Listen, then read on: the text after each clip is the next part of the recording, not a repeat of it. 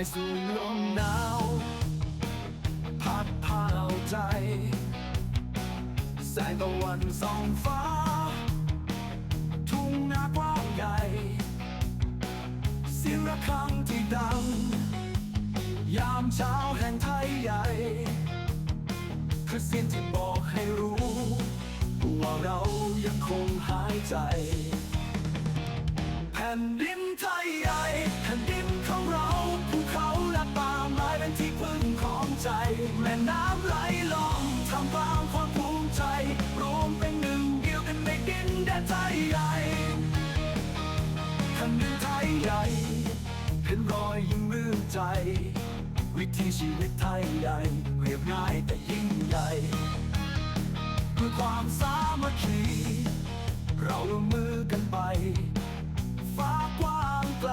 คือที่ที่เราฝากใจ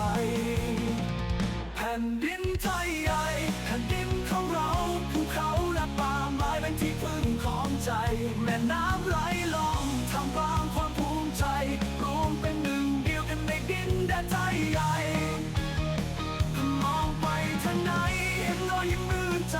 วิถีชีวิตไทยใหญ่เรียบง่ายแต่ยิ่งใหญ่ด้วยความสา